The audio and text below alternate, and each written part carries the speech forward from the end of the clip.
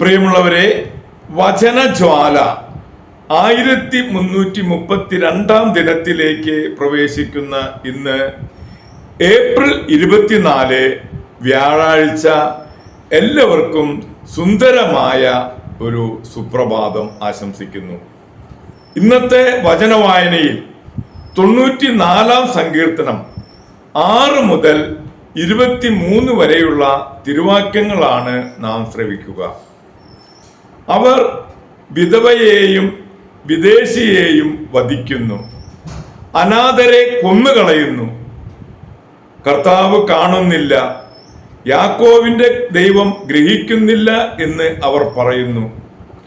പടുവിഡ്ഢികളെ അറിഞ്ഞുകൊള്ളുവിൻ, ഭോഷരെ നിങ്ങൾക്ക് എന്ന് വിവേകം വരും.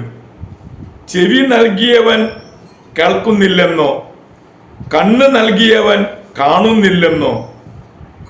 ജനതകളെ ശിക്ഷിക്കുന്നവനെ നിങ്ങളെ ശിക്ഷിക്കാൻ കഴിയുകയില്ലെന്നോ? അറിവ് പകരുന്നവനെ അറിവില്ലെന്നോ? കർത്താവ് മനുഷ്യരുടെ വിചാരങ്ങൾ അറിയുന്നു, അവർ ഒരു ശ്വാസം മാത്രം. കർത്താവെ, അവിടുന്ന് ശിക്ഷിക്കുകയും നിയമം പഠിപ്പിക്കുകയും ചെയ്യുന്നവൻ ഭാഗ്യവാൻ. അവിടുന്ന് അവനെ കഷ്ടകാലങ്ങളിൽ വിശ്രമം നൽകുന്നു. ദുഷ്ടനെ പിടികൂടാൻ കുഴി കുഴിക്കുന്നതുവരെ കർത്താവ് തന്റെ ജനത്തെ പരിത്യജിക്കുകയില്ല. അവിടുന്ന് തന്റെ അവകാശത്തെ ഉപേക്ഷിക്കുകയില്ല. വിധികൾ വീണ്ടും നീതിപൂർവമാകും. പരമാർത്ഥ ഹൃദയമുള്ളവർ അത് മാനിക്കും. ആര് എനിക്ക് വേണ്ടി ദുഷ്ടർക്കെതിരെ എഴുന്നേൽക്കും? ആര് എനിക്ക് വേണ്ടി ദുഷ്കർമ്മികളോട് എതിർത്തു നിൽക്കും? കർത്താവ് എന്നെ സഹായിച്ചിരുന്നില്ലെങ്കിൽ എൻ്റെ പ്രാണൻ പണ്ടേ മൂകതയുടെ ദേശത്ത് എത്തുമായിരുന്നു. എൻ്റെ കാൽ വഴുതുന്നു എന്ന് ഞാൻ വിചാരിച്ചപ്പോഴേക്കും കർത്താവെ, അങ്ങയുടെ കാരുണ്യം എന്നെ താങ്ങി നിർത്തി. എൻ്റെ ഹൃദയത്തിന്റെ ആകുലതകൾ വർദ്ധിക്കുമ്പോൾ അങ്ങ് നൽകുന്ന ആശ്വാസം എന്നെ ഉന്മേഷവാനാക്കുന്നു. നിയമം വഴി ദുരിതമുണ്ടാക്കുന്ന ദുഷ്ടരായ ഭരണകർത്താക്കൾക്ക് അങ്ങയോട് സഖ്യം ചെയ്യാൻ കഴിയുമോ? നീതിമാന്റെ ജീവനെതിരായി അവർ ഒത്തുചേരുന്നു, നിർദോഷനെ അവന്റെ മരണത്തിന് വിധിക്കുന്നു. എന്നാൽ കർത്താവ് എൻ്റെ ശക്തി കേന്ദ്രമാണ്, എൻ്റെ ദൈവം എൻ്റെ അഭയശിലയും. അവരുടെ അകൃത്യം അവിടുന്ന് അവരിലേക്ക് തന്നെ തിരിച്ചുവിടും. അവരുടെ ദുഷ്ടത മൂലം അവരെ നിർമാർജനം ചെയ്യും. നമ്മുടെ ദൈവമായ കർത്താവ് അവരെ തൂത്തെറിയും. ദൈവത്തിൻ്റെ തിരുവചനമാണ് നാം ശ്രവിച്ചത്.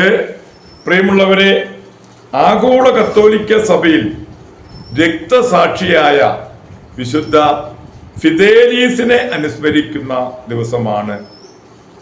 ജർമ്മനിയിൽ സിഗ്മാറഞ്ചനിൽ 1577 ജോൺറേയുടെ മകനായി ജനിച്ച മാർക്കാണ് പിന്നീട് കപ്പൂച്ചിൻ സഭയിൽ ചേർന്ന് ഫിദേലീസ് ആയത്. വിദ്യാഭ്യാസം സ്വിറ്റ്സർലൻഡിലെ ഹീർബൂവിൽ നടത്തി. പഠനകാലത്ത് വീഞ്ഞ് കുടിച്ചിരുന്നില്ലെന്ന് മാത്രമല്ല, ഒരു രോമക്കുപ്പായം സദാ ധരിച്ചിരുന്നു. അന്നു തന്നെ മാർക്കിന്റെ അടക്കവും വിരക്തിയും ശാന്തതയും സുന്ദരമായിരുന്നു. 1604 യൂറോപ്പ് മുഴുവനും 3 കൂട്ടുകാരോടുകൂടി അദ്ദേഹം യാത്ര ചെയ്തു. യാത്രയുടെ ഇടയ്ക്ക് പ്രധാന ദിവസങ്ങളിലെല്ലാം മാർക്ക് വിശുദ്ധ കുർബാന സ്വീകരിച്ചു. ദേവാലയങ്ങൾ സന്ദർശിക്കുമ്പോൾ ദീർഘനേരം മുട്ടിന്മേൽ നിന്ന് പ്രാർത്ഥിച്ചിരുന്നു. ദേശാടനത്തിന് ശേഷം ആൽസസിൽ കോൾമാർ എന്ന നഗരത്തിൽ അഭിഭാഷക വൃത്തി ആരംഭിച്ചു.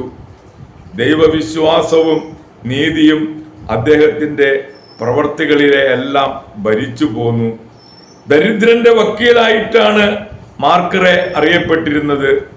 ലാഭത്തിന് വേണ്ടി കേസ് നീട്ടിക്കൊണ്ടുപോകുന്ന കൂട്ടുകാരോടും അവരുടെ അനീതികളോടും അദ്ദേഹത്തിന് വെറുപ്പ് തോന്നുകയാൽ അഭിഭാഷക വൃത്തി ഉപേക്ഷിച്ച് കപ്പൂച്ചിൻ സഭയിൽ ചേർന്നു. 1612 പുരോഹിതനായി സമ്പത്ത് മുഴുവനും ദരിദ്രർക്കും സെമിനാരി വിദ്യാർത്ഥികളുടെ പഠനത്തിനുമായി ദാനം ചെയ്തു. സുപ്പീരിയർ ആയിരിക്കുമ്പോഴും അദ്ദേഹം എളിയ ജോലികൾ തിരഞ്ഞെടുത്ത് ചെയ്തുകൊണ്ടിരുന്നു. കാൽവിന്റെയും സാംഗ്ലിയുടെയും പാഷണ്ഡതകൾക്കെതിരായി പഠിപ്പിക്കാനും പ്രസംഗിക്കാനും ഒരു കൂട്ടം കപ്പുച്ചിൻ വൈദികരോടൊപ്പം ഫിദേലീസിനെയും സ്വിറ്റ്സർലൻഡിലേക്ക് നിയോഗിച്ചു. പാഷണ്ഡതകളിൽ അകപ്പെട്ടവരെ അതിൽ നിന്ന് മോചിപ്പിക്കാനുള്ള പ്രവർത്തനങ്ങൾ ആപത്ഘട്ടങ്ങൾ നിറഞ്ഞതായിരുന്നു.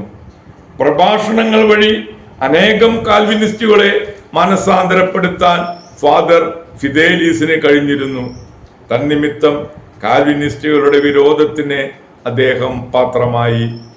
1622 ഏപ്രിൽ 24 അതീവ മനസ്താപത്തോടെ കുമ്പസാരിച്ച ശേഷം ഗ്രച്ച് എന്ന പ്രദേശത്ത് ചെയ്ത പ്രസംഗത്തിൽ താമസിയാതെ പുഴുക്കൾക്ക് ആഹാരമാകാൻ പോകുന്ന ബ്രദർ ഫിദേലീസ് എന്ന് സ്വയം വിശേഷിപ്പിച്ചു. അന്ന് തന്നെ കാൽവിനിസ്റ്റ് പടയാളികൾ ഫാദർ ഫിദേലീസിനെ അടിച്ചും കുത്തിയും കൊല്ലുകയാണുണ്ടായത്. ഓസ്ട്രിയയിൽ നിന്നുള്ള സ്വാതന്ത്ര്യത്തിന് ഫാദർ ഫിദേലീസ് എതിര് നിന്നു എന്നാണ് കാരണം പറഞ്ഞത്. പാവങ്ങളെ സഹായിച്ചതും പകർച്ചവ്യാധി പിടിപെട്ട രോഗികളെ ശുശ്രൂഷിച്ചതും പ്രസംഗവും പ്രാർത്ഥനയും പ്രായശ്ചിത്തവും വഴി പാപികളെ മാനസാന്തരപ്പെടുത്തിയതും കാൽവിനിസ്റ്റുകൾ ചിന്തിക്കാൻ പോകുന്നുണ്ടോ? കപ്പൂച്ചിൻ സഭയിലെ ആദ്യത്തെ രക്തസാക്ഷിയായ അദ്ദേഹത്തെ ബെനഡിക്ട് 14 മാർപ്പാപ്പ 1746 ജൂൺ 20 വിശുദ്ധനായി പ്രഖ്യാപിച്ചു. പ്രിയരെ, മന്ദത കൂടാതെ എന്നും ദൈവത്തോട് വിശ്വസ്തനായി ജീവിക്കണം എന്നുള്ളതായിരുന്നു ഫാദർ ഫിദേലീസിന്റെ നിരന്തരമായ പ്രാർത്ഥന.